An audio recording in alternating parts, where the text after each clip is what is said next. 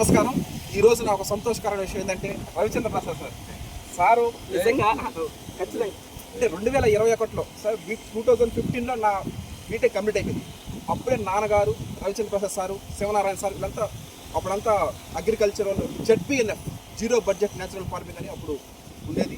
తర్వాత సార్ అప్పటి నుంచే పరిచయం. అప్పుడు నేను బీటెక్ ఇన్ఫర్మేషన్ టెక్నాలజీ సార్ తిరుపతిలో చదువుతూ ఉన్నాను. అంటే అప్పుడు ఇంక్లైన్ కాబట్టి అంటే అప్పుడు మాకు తెలియదు మనకి. తర్వాత 2021లో కంప్లీట్గా సివిఆర్ మెథడ్ ఆఫ్ ఫార్మింగ్ తీసుకురావడం జరిగింది. ఇక్కడ ఫస్ట్ చెప్పింది రవిచంద్ర ప్రసాద్ సార్ యొక్క సపోర్టు, ఫుల్ సపోర్టు అసలు నేను మర్చిపోలేదు.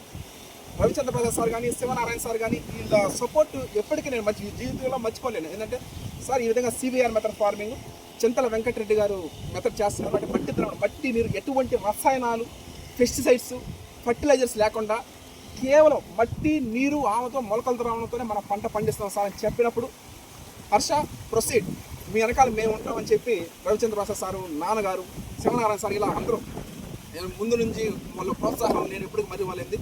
ఆ విధంగానే ఈ 2025 సంవత్సరంలో సార్ ఈ ప్రకృతి రత్న అవార్డు రావడం జరిగింది సార్. ఉగాది పురస్కారాలు అప్పుడు పెరుగచ్చి ప్రోల్లో ఈ అవార్డు కూడా ఎందుకు వచ్చిందంటే జాగ్రత్త అంటే ఉన్నత చదువులు చదివి విదేశాల్లో ఉద్యోగం చేయాల్సి పుట్టిన ఊరు అంటే సొంత ఊరు, సొంత మనుషులు, 10 మందికి జీవనోపాధి కల్పిస్తూ 10 మందికి మంచి ఆన్లైన్ సోషల్ మీడియా.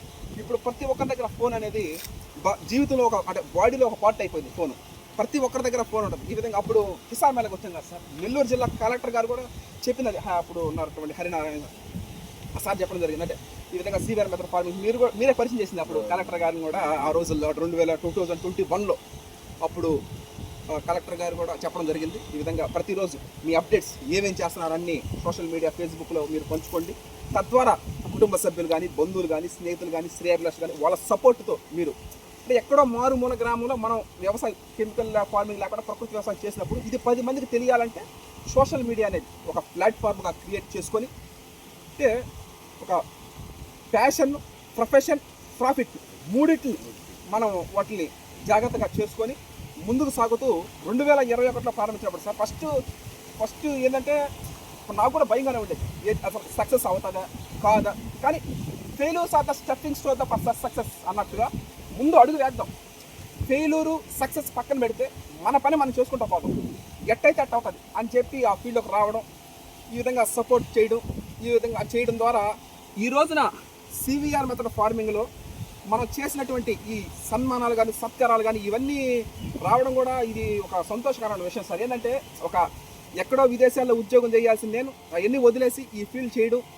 అంటే 6th class to 10th class friends sir. అంటే ఎప్పుడు ఎక్కడెక్కడో ఉంటున్నారు. అంటే మన బెంగళూరు కానీ, సిటీస్ కానీ, మహానగర్, చెన్నై, హైదరాబాదు ఇలా రకరకాల ఊర్లో ఉన్నారు. వాళ్ళకు కూడా మనం ఫోన్ల ద్వారా రైస్ బ్యాగ్స్ పంపించడం, అంటే వాళ్ళ పేరెంట్స్కి ఇలా ఎప్పుడో చిన్నప్పుడు కలిసి చదువుకున్న స్నేహితులు కూడా ఈ రోజున ఈ సివిఆర్ మెథడ్ ఫార్మింగ్లో పండించి ఆహార రైస్ పంపించడం ఒక సంతోషకరమైన విషయం. అదేవిధంగా బీటెక్ మోహన్ బాబు కాలేజ్ చదివినటువంటి ఫ్రెండ్స్ కూడా ఇలా ఫ్రెండ్స్కి, కుటుంబ సభ్యులకి, బంధువులకి అందరికీ రైస్ పంపిస్తుండడం ఇది ఒక సంతోషకరమైన విషయం. ఇది అందరికీ ఆ భాగ్యం దక్కదు. ఇల్లు, ఇంటి ముందు పొలం ఈ విధంగా చేసుకుంటూ 10 మందికి మంచి ఆహారం కల్పిస్తుంది. ఈ విధంగా ఇది ఒక సంతోషకరమైన విషయం. ఇది దీని వెనక ఎంతమంది సార్ ఆ టీం మెంబర్స్ కానీ ఇలా అంటే ఫుల్ సపోర్ట్తోనే ఇది సక్సెస్గా ముందుకు రాణించడం జరుగుతూ ఉంది.